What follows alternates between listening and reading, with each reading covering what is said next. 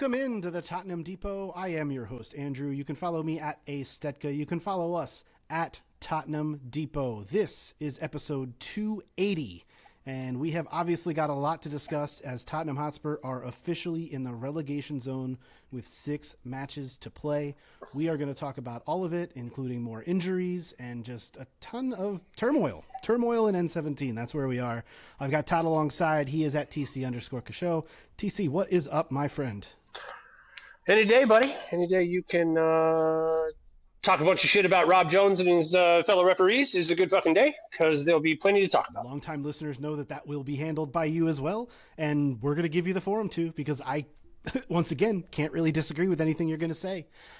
Before we get into the nitty-gritty of it all, I need a mea culpa to the listeners. Mm-hmm. I completely fucked up last week.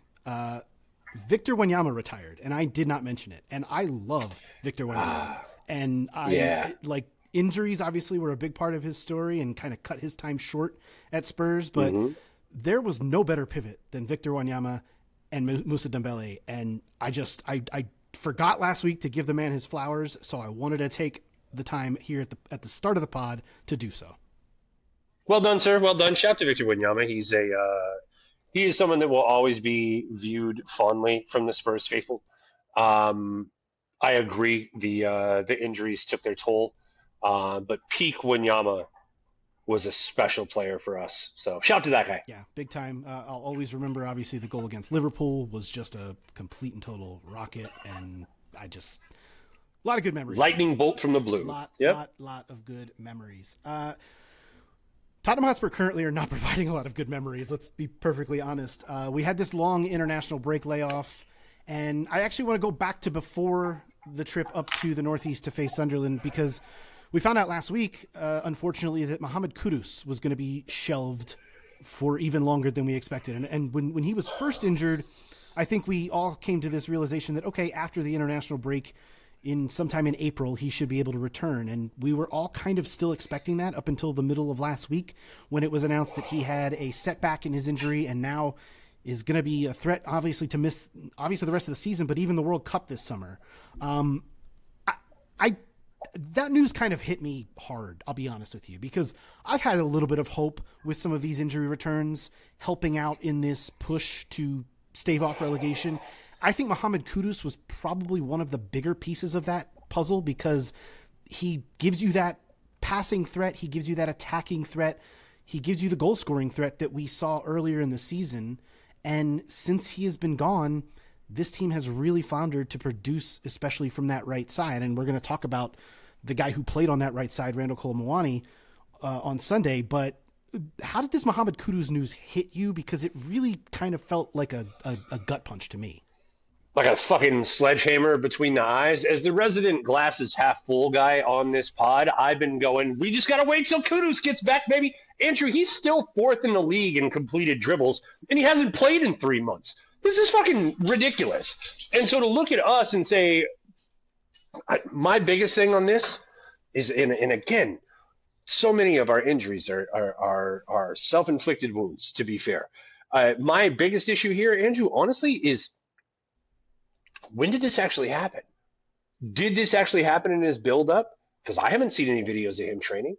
I haven't seen any videos of him on grass.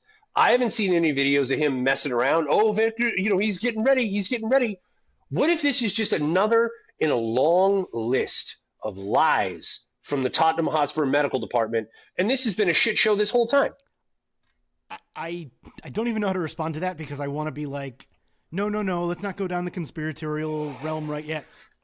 But at the same time, I'm kind of like, I don't know. Maybe this team is just... Well, I mean, as you always hear me say here, the best predictor of future results are past results. Yeah. And the past results to say they're absolutely full of shit, and this has been the problem the whole time. Decky was just a knock. Yeah. That guy's still nowhere near a football pitch. Not even close. For all of James Madison is likely to be back sooner than either of these guys, and he tore a fucking ACL. Yeah, it really is remarkable. And we still, whenever we talk about these things, I do always have that foot on the brake I'll be honest, because until it's kind of the way I am with signings in the transfer windows. Like until we see the guy holding the shirt, I'm just going to be a little bit hesitant. It's the same now with injuries. Until we see a guy actually named in a starting 11 or named to the bench, although even sometimes that's not a guarantee. Until we see a guy on the pitch actually playing in a match, there's no guarantee that player is going to be able to contribute or let alone exists in the mind of Tottenham Hotspur. And that's the part that's really, really difficult to stomach because, and I tell you what, it is especially damning knowing how little was done in January and how we were told this club doesn't want to panic buy. What are they doing now? What exactly state are we in? Are we in a state of panic yet? We're going down is the state that we're in, and that's the toughest part to talk about right now. Because I'm the one who's going to say that we're not fucking conceding. I refuse to concede in advance. Is the way that I look at it. I refuse to concede in advance, and so I'm over here going, we're going to fight tooth and nail every step of the way. But it seems as though we have been set up for failure this entire season, and we're just following the playbook. We're succumbing to it almost. We're just succumbing to the We're following the playbook. It's another pod that both of us listened to. One of the gentlemen brought up the fact that it's remarkable that we've churned through 4 different managers this season and managed to remain looking exactly the same. I thought that was such a salient point because, and just equally terrible for the record, but it is truly remarkable how bad we are at football right now. Well, and to that exact point, like they're doing a lot of the same things because it's the same pieces that are able, like there's only so many pawns and rooks and knights on the chessboard for each of these managers to actually use. And that's where I want to get into this team that Roberto De Zerbi put out for his first match in charge.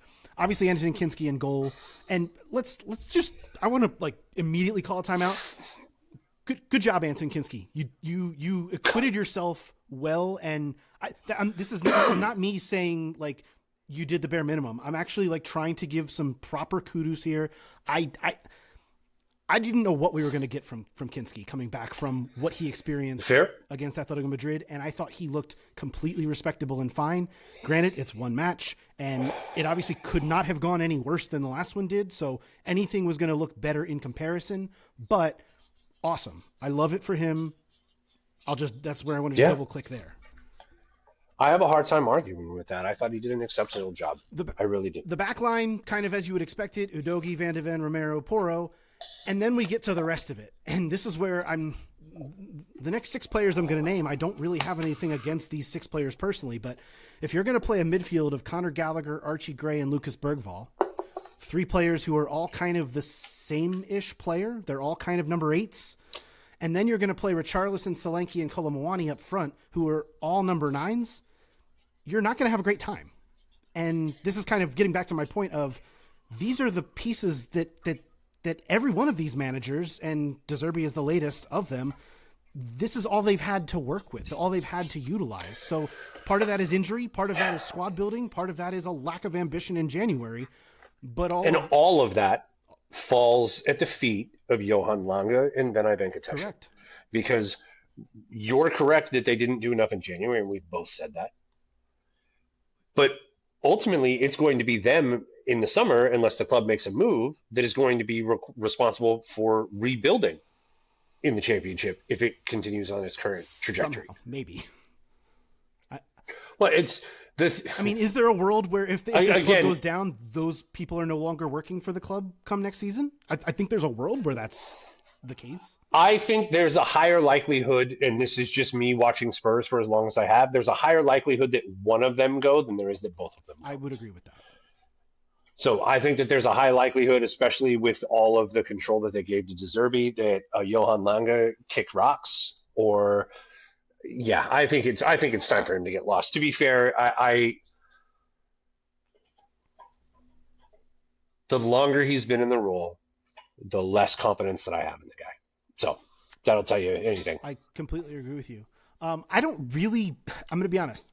I don't have a ton to say about this actual game. I thought Spurs acquitted themselves fairly well in the first 15 to 20 minutes. I do. And then that was about all she wrote. I know you do, so that's kind of why I want to pass you the ball and ISO and just stand out of your way, because I know what's going to come out of your mouth, and I'm not going to push back on any of it, but I just want you to be able to say it. I appreciate that.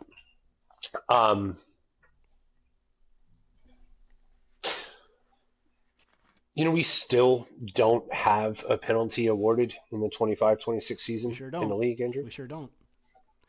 We've had multiple penalties rescinded, by the way. Multiple penalties where they've called the penalty, it's gone to VAR, and they've chalked off the penalty. Multiple times that's occurred. We've had several, and I truly, truly mean several ticky-tack or questionable yellows and reds. More yellows than any other team in the league by a wide fucking margin. And we seem to, at least the latter part of this season, it has seemed to have been something, and maybe longer than that, but it seemed to be something where we'll get a little momentum and then something completely out of our control, usually in a booth. Usually John Brooks is involved somehow. Someone decides that it was wrong, or it was bad, or it was harsh, or it was whatever can fuck over Tottenham. And that's the decision that occurs.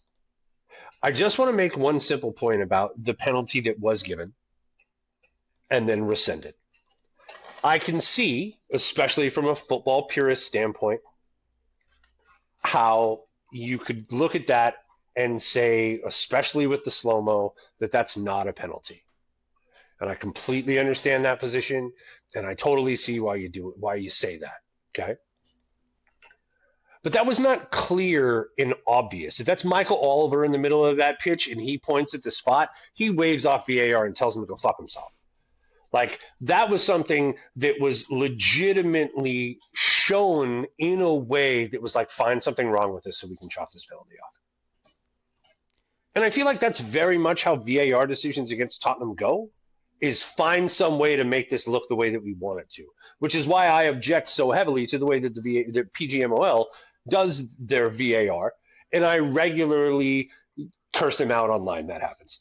It is a really fucked system, and I think that I completely fucked, and nowhere like it in the world is it as fucked as it is here. The one point I want to make about that VAR decision specifically is I agree with you that, like, by the letter of the law, that's not a penalty, especially when you look at it in slow-mo and when you go to break it down for I did not really think it was a penalty. The part that pissed me off more than anything is that if we are going back to correct mistakes, how is it that we call a penalty and then, okay, it's not a penalty. Well, then let's figure out what should have happened instead. And what should have happened instead there is that the ball went off a Sunderland player for a corner. But instead, what was awarded there was a drop ball to the goalkeeper. Which makes zero sense. I have no idea. I'm sure that it doesn't make any sense. I'm sure that there is some kind of law that's written on the back page of a napkin somewhere that says, well, if you chalk that off, then you just have to play it as a drop ball. And because it's there in the box, it's just going to have to go to the key. I'm sure that's some kind of bullshit law written somewhere. I've never seen it. I'll believe it if it is. But guess what? That's not right. That's not how this should work. And if the system is that fucked up to where we're going to correct a mistake, but also we didn't correct any mistake that we just made, we just completely, we went from giving one team a penalty, which we thought was a penalty, to actually, let's just give the other team the ball. Fuck you guys. That makes no sense. That should have been a corner given to Spurs. And I just don't understand the system at all. Hard to understand it. Hard to understand. And you know what else is hard to understand? I know it's really ridiculous that I'm making a big deal out of it should have been, it's one corner. But, like, if we're going to get things right, let's fucking get them right. It's also fucking staggering that Brian Robery made it to fucking halftime without being shown the fucking gate for some WWE shit on Pedro Porro. Yeah. And I also want to talk, and I don't want to move us too forward ahead, but I want to talk about Romero getting pushed into Kinski and how that was not called. We're not We're not there That's yet. fine. We're We can not put there that yet. but that's also another We're one. not there yet. That's also another one that like We'll need get to there. call it. We'll get. That's the coup de grace, my friend. We'll get there. I'm All saying, right. like, Give me what else you got then. the atrocity that was the no call, potential no penalty, because I believe the defender was the last man on the Destiny Doggy foul, Yeah. where he's getting yanked back from across the chest while Getting the stepped defender is midair and absolutely raking down his Achilles. And as a man who's currently experiencing some Achilles pain right now, I can tell you, fuck that guy. And that pain is awful. And the fact that that wasn't a call is ridiculous, especially when you consider. I think back to the Mickey call against Crystal Palace, and it's like I can see it, but also I'm looking at this, and there's no opportunity for Kudus to do anything, or I'm sorry, Udogie to do anything in that moment, except for get raked and get dropped. And there's no, like, to swallow the whistle there is beyond me. And then I think the word is inconsistency. Andrew and- That's the only, like, the inconsistency across the entirety of the season has just been outlandish. And that's why it's really easy for guys like me who pay attention to trends and patterns really closely to say that there's a clear and obvious bias. And I know that that's uncomfortable for a lot of folks, and especially for most pragmatists. So I can completely understand. Wait, are we talking about John the Pragmatist, or are we talking about me? Because there are two different people. I'm talking about pragmatists in general, sir. John the Pragmatist himself would also agree here, but most can agree that when you see the inconsistency that tends to shy away from Spurs' favor, not just in one season. Andrew, did you know that not only do we have 0 penalties in the league this season, but we have 6 total penalties in the league over the last 3 seasons? It's not a lot. What? It's insane. And I think so. I look at that and I go, wait. Addition. We're regularly slated in the media, which you don't pay much attention to, and I appreciate that. But when you listen to the Sunderland commentator in the weekend on the comms abroad, and you listen to the way that the comms were called in the States, it's really, and you listen to the way that Sky Sports and whatever pundit that they can get to come on and be like, oh yeah, I agree with that point, would just come on and slate the opposite of Spurs perspective. Like, you look at all of that, and then you look at the fact that we've only had 6 penalties over the last 3 years, and then that includes 0 this season. And then you look at the fact that we're the most penalized team by a wide margin, and it's fucking ridiculous. It's really easy for someone to connect the dots and be like, hey, I don't think they like these guys very much. How come this is happening? And you don't have to be a Spurs fan to draw that conclusion. And my point to you, Andrew, is that people all over football are drawing that conclusion. And Rob Jones's absolute shit show of a performance this weekend is example A. And I can give you a handful of others this season that will show you the exact same thing that I'm talking about. It's almost like they're not even hiding it anymore. I used to feel for a long time like this existed for a long time. But it was like, and I told you, and we talked about this in the offseason, it doesn't take a lot. It's just a whistle here, or a handball instead of the ball bouncing off your face there. And it changes the complete complexion of the game, all the way down to the Kinski point. The Romero into Kinski point, there was a foul on fucking Tell at the other end that they didn't call. That play would have never happened. Right. That play would have never happened. It's the same thing. The fucking Michael Oliver travesty red card on Romero doesn't happen if the VAR doesn't find Sonny's toenail off just as we're going for their throats. Split decisions over X amount of games equals the amount of points needed for us to stay in our place. And I think, and it's hard to argue with at this point in time, when Ange went and said, fuck you and fuck this league, I'm going to go win the Europa League last year, he pissed a lot of people in a lot of powerful places off, and they were like, all right, watch this, Tottenham. Enjoy the championship. Well, and I'll still And I think that's where I think that is legitimately the reason why we're in the position we're in. I'll still stand by the point that I'm glad Ange did that because it got us a trophy and it got us that moment. Fucking right. I would do that 1,000 times out of 1,000. And that's what you play. Thank you, Ange, forever. That's what you play the game for, is to win things. On the pragmatist point, and I'm not disagreeing with anything you've said. I think where I go though with that stuff is I try to lean away in the sense that people, when they hear you bitching and moaning, and I'm not saying you as in you, I'm saying the royal we, all of us. Right, when you hear the bitching and moaning about officiating and about narratives and about biases, a lot of people are going to hear that and just say, you're whining. That's sour grapes. Like, a lot of people are going to say you're using excuses. And I try to, part of me tries to intentionally veer away from that stuff because I do think that a lot of the problem that Tottenham face are a problem of their own making. That's not to say that there are not outside factors, but I think that a lot of what this club has done, it has done to itself. And it has made a bed and it is now being forced to lie in said bed. That said, so I get it. Like, I see it all. And the other thing that I think that the reason that I have that side of my brain that doesn't like to veer too much into why is everyone out to get us is simply because it's an uncontrollable. And granted, all of this, I get that. All of this is uncontrollable. We are mere podcasters in a world of millions of podcasters talking about a club that is not going to listen to us. And by the way, if you are, maybe start listening a little bit more.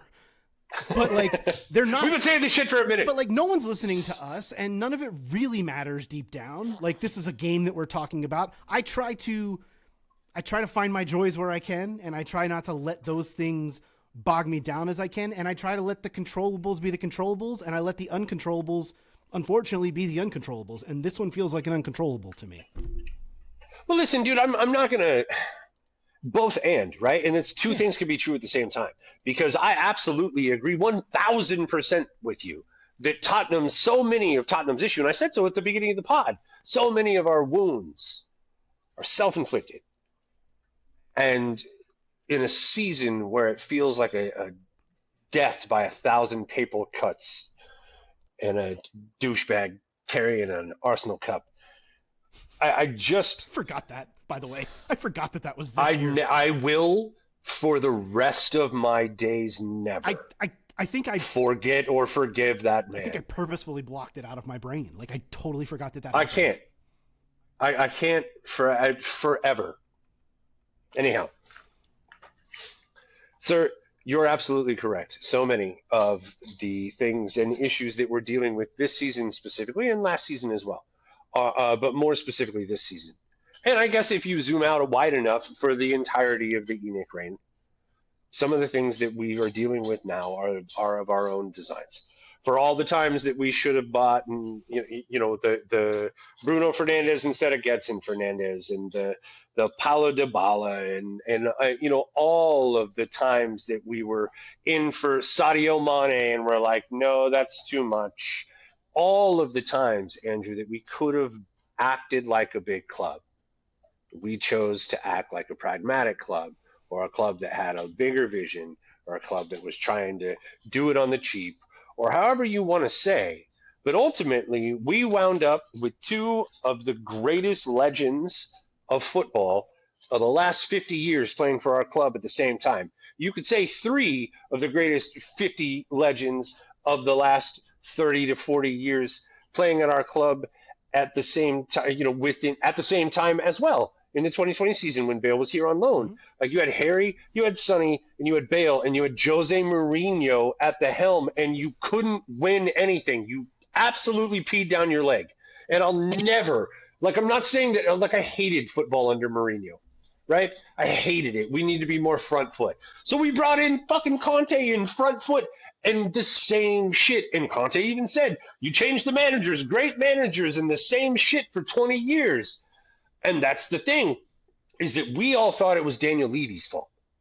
And the problem that we found out over the course of this season is that though the majority of the ills which we faced were handed to us directly by Daniel Levy, it is clear that he was the one keeping this shit show on the tracks, because without him, our manager holds an Arsenal Cup.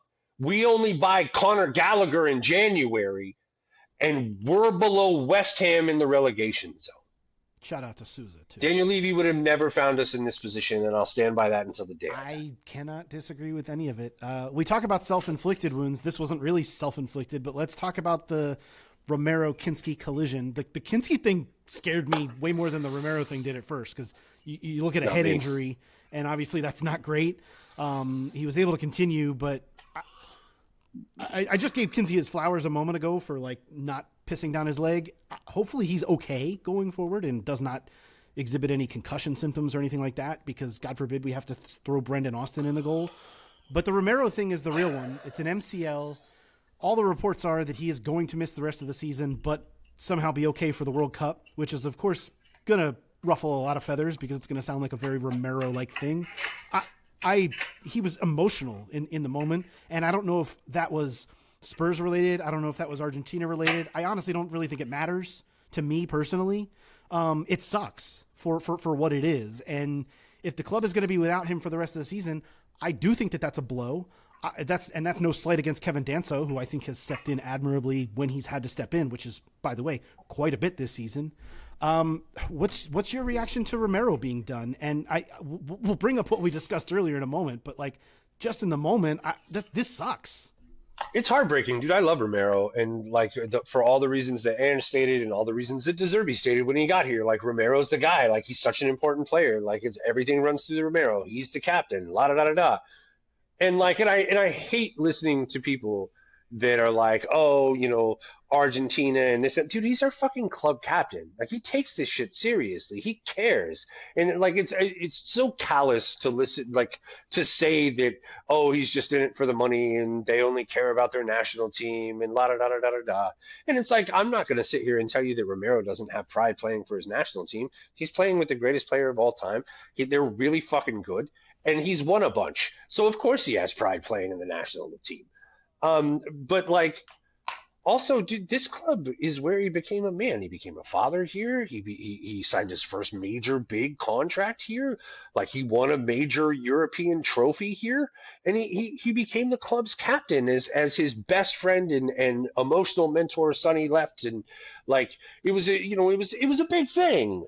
And I don't know, best friend, good friend, anyhow. Well, I think what you're speaking to though is we all tend to forget the human side of the this. Emotional, like right, the emotional connection, the human side of it, as you say.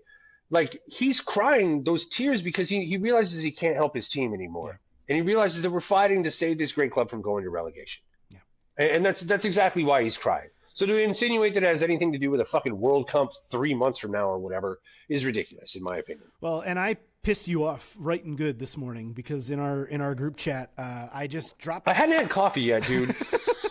I matter-of-factly stated in our group chat that we may have seen the last of Christian Romero in a Spurs shirt at this point because of all the things we're talking about. He's going to require 6 to 8 weeks of recovery. There are only 6 weeks left in the season. And this team might be getting relegated. And I'm sorry, Christian Romero is not playing for a championship team next season. It's just not going to happen. No, so he's not. I said it matter-of-factly, and yeah, you hadn't had your coffee, and we got into it a little bit today. And like, this is the part that I think is so difficult about this entire ordeal that this club has put us through this season, is that it's so much of the unknown, and it's so much has been ripped away already from this club. And if you're going to start ripping other little pieces away, it's just going to, you're talking about death by a thousand paper cuts. The knives are going to start to come out here pretty soon if things don't turn around really quickly. And it's going to be more than paper cuts. Like it's going to get really, really deep cuts. And Romero is unfortunately, like, I said it matter-of-factly in our chat, and I say it matter-of-factly now just because we almost have to start talking very matter-of-factly about all the things that are happening around this club, because this is very, very real right now. So first things first, you were correct. And there's a better than 50% chance that you're correct. I don't do this to be correct, by the way. I want to make that really clear. I understand. I don't do this to be correct. But I just want to state that there's a higher likelihood than I care to admit at 6:30 in the morning without coffee that you're right. And that breaks my heart because I love Cootie Romero. And I think he gets a raw deal a lot of the time. I think he's a phenomenal fucking football player. And I think when he eventually leaves us and goes to Real Madrid, he's going to win a shit ton of trophies. And I just hope that it's not this season. And unfortunately, I realized that there is a higher and higher and higher and higher likelihood that that's what's going to happen. And I don't like it. But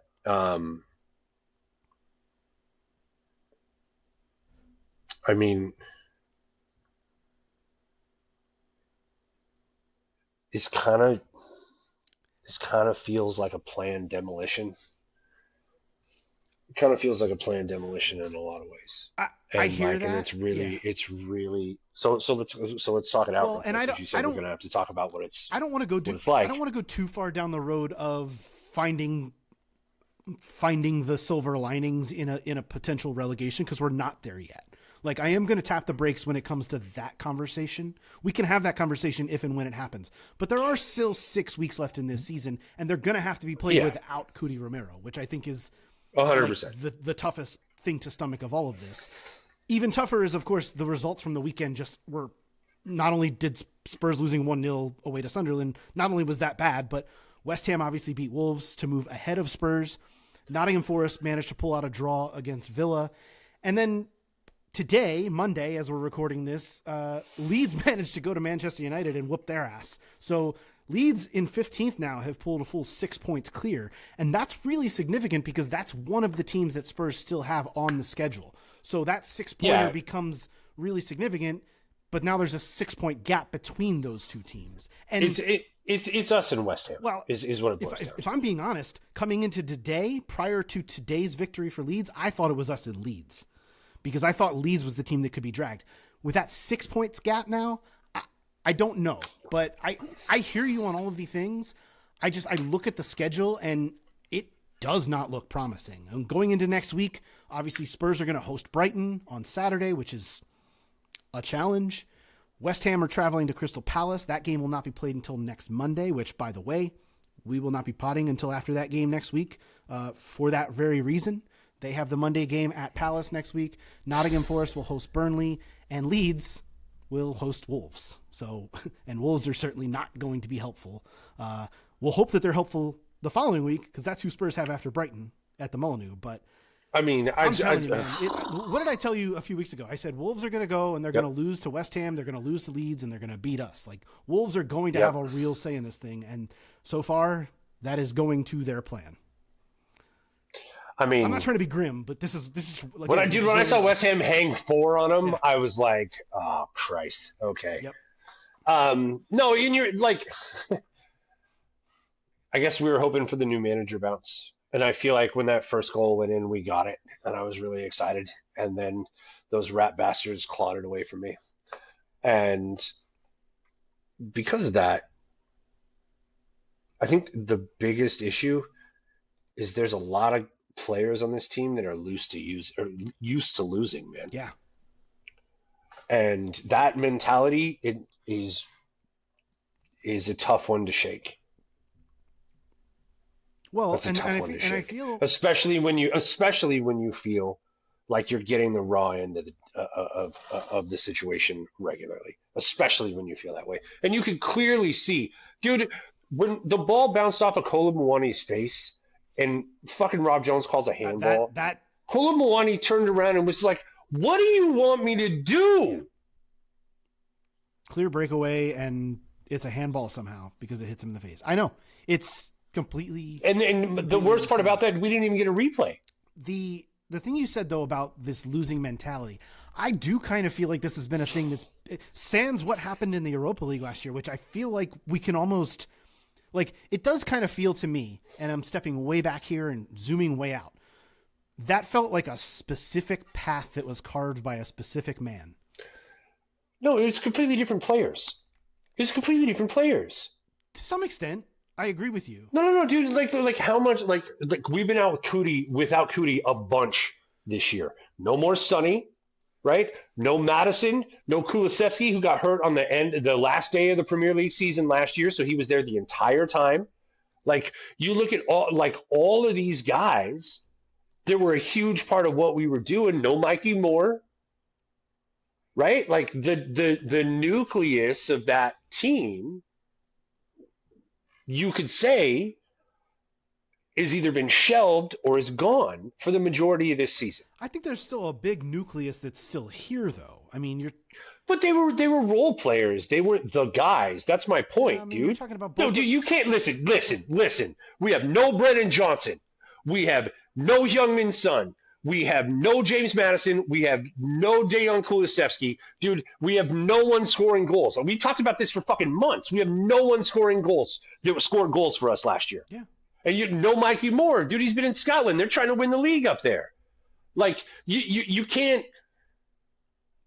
look at this situation and say this is the same fucking team because it's not the same manager. We don't have the same family. It's not the same heart. You got Randall fucking Kolumwani and trying to tell me that I got a chance to scrape out of the relegation zone right now. And you made the point earlier today, dude. Like, there's the same fucking people doing the same fucking shit, and we're expecting different results. Well, and that's kind of the point I wanted to make, though, zooming way out. Like, I'm talking beyond what happened last year in the Europa League. This mentality thing has been building with some of, and not all of, but even within the club, just a mentality of a banter club, for lack of a better term. Like, this club does not have a lot of guys in it that, I mean, look, Cuti Romero has won a World Cup, I know. But outside of that, there are not a lot of guys who you point to and say, that's my dog. That's who I'm going to war with. There's not those guys that are going to grab you by the scruff of the neck. And it's especially difficult from a tactical standpoint when you're playing 3 number 8s in the midfield and 3 number 9s as forwards. Like, the pieces just don't fit. You cannot put square pegs into round holes and think it's going to work all the time. Well, exactly. And that's the issue with having one legitimate number 10 on your team and then that guy being injured, and then you not even making an effort to replace him. So that's why I'm saying this feels like a planned demolition. Like I don't really know how else to say it. I feel like there are some players here that have bloated contracts, like some big Bentancur that we just gave a huge new deal to that will never be the same player again. Well, like Richarlison, but the players like Dominic Solanke. No, hear me out. Like you can't like all of these players.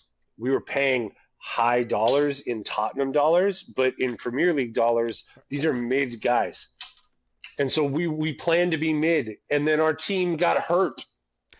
And by the way, what you just said there, I think is exactly right. We planned to be mid, which is, I think, where we would have been, mid. I think we could have been a 10th, 11th, maybe 9th place team, somewhere in that middle of the table. What the fuck kind of plan is that for a team that was in the Champions League final in 2019? I 100% agree with you. There's no disagreement here. But planning to be mid and then having things not go your way is what has gotten us into this position.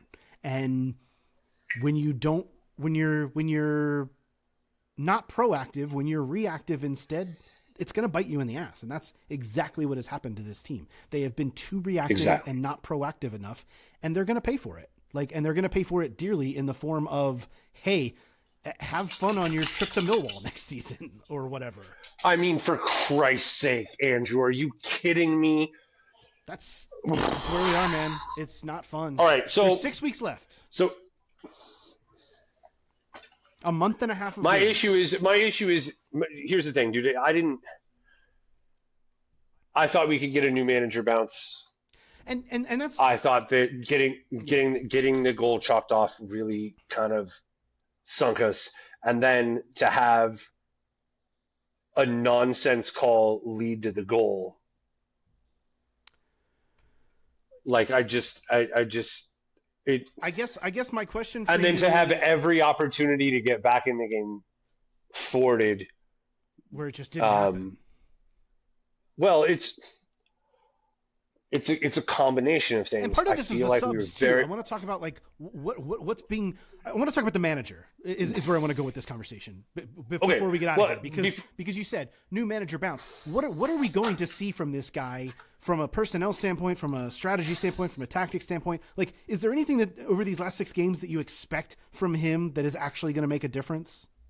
I don't know, dude. I kind of just think he looked at it and was like, all right, who's the highest rated player on FIFA? Let me throw them motherfuckers in there right now. We'll figure out what we got. Surely, And then surely we'll a player make, like Xavi has got to be higher rated than Bergvall or something like what are we doing? well, it's just what are, exactly what are we doing? Like, what are we trying to play? Like, you know what I'm saying? But like, I don't know, dude. Maybe he looked at Javi and goes, "You're too small," or he doesn't like the upside down clown, Check. like the sad clown face that Javi has. Check. Like, Yeah. and so he just played the big strapping midfielders and was like, "All right, boys, let's go fuck it up." And then he was like, "All right, who puts it in the back of the net? Okay, who's the best at the scoring drills? All right, you three. Okay, you're starting." And I think he lost his first 5 games at Brighton before he figured it the fuck out, right? Like, so I just want to say that we don't really have that opportunity to have that happen for us if we want to stay in this league. But like, that's what he said. He also said he's going to be here whether we're in the Premier League or not. So I mean, Which, for whatever that is. Yeah, according to all reports, he is. Like, he has committed to that. No, that's what he said. Which I think is wild. Like, that's something we didn't really double click on when he was signed because we were talking about all the other extracurricular stuff that goes on with signing a guy like Roberto De Zerbi. But the fact that this guy agreed to come on with no out if they get relegated is, I don't even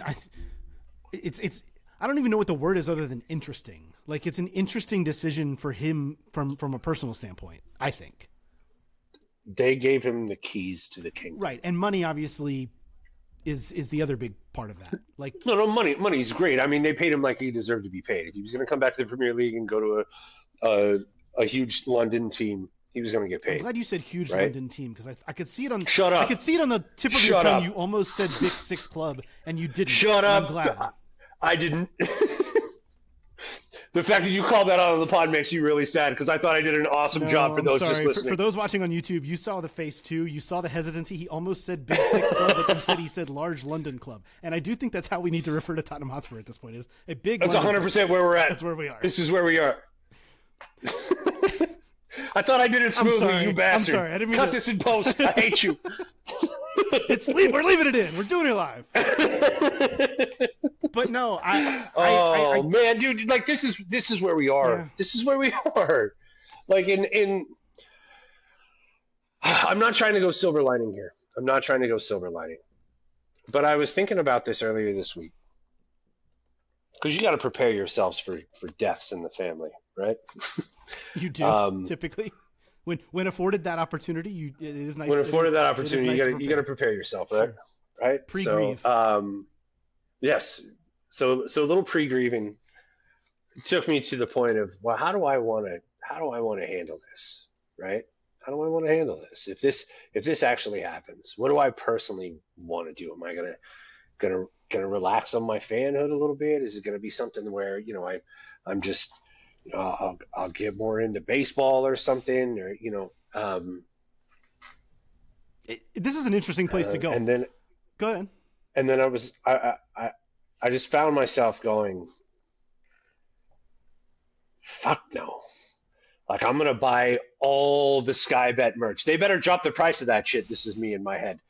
Give me fucking all of that. Can we get over to London multiple times next year to go to something like, you can go to Millwall, but to go to You won't find me there, don't worry. You know what I mean? To go to Wrexham, yeah, right? To something along those lines. Like, how cool would that be? And so is what I'm thinking. Because, and the reason why I say it that way is because we're Tottenham fucking Hotspur, right? And we stubbed our toe and fell down a flight of fucking stairs and hit our head and woke up from a coma and found ourselves beneath West Ham and about to a point off the drop or a point from safety. I still think if we get to the number, we'll be okay. But regardless, dude, I'm gonna relish the opportunity to see something that hasn't happened since fucking Glenn Hoddle was a youngster in a Tottenham Hotspur shirt. Yeah. And everybody, for what it's worth, and I listen to a lot of Tottenham content. For what it's worth, everybody that was around back then, and I certainly was not, so I can't speak to it personally, but everybody that was around that back then that actually supported Spurs said it was the greatest season ever because they won most every week and they kicked the shit out of everybody and they were clearly one of the best, if not the best team in the league. And they came back right back up the next year and won the FA Cup less than 2 years later. And those are certainly silver linings that I'm going to look forward to finding if we get to that place. In the meantime, you mentioned it, like I am into baseball. I'm a big golf guy. I watch golf every week. I'm the World Cup's not going to do much for me this summer just from a personal standpoint just because of the FIFA of it all and honestly the United States. Wait, there's a World Cup this summer? And the United States of it all, to be perfectly honest. But there is plenty that I can look to and turn and if I'm being completely honest, over the last few months, I've done a little bit of it already. I've done a little bit of that quote unquote pre-grieving to try to, because look, man, you can't sit in the sad all the time. You can't wallow in it. And I am, like I said, if it does come to that point, I'm looking forward to those silver linings and looking forward to discussing, okay, if X, then Y, like, can this club actually see the change that it wants to be in the world and make those adjustments to be able to come back up if they go down. Like those are all things that I would look forward to discussing. There are still 18 points available out there and you probably need to get like 8 or 9 of them at least. We need 9, which is what I've said this entire time. And that means we need to win half of our remaining games, Andrew.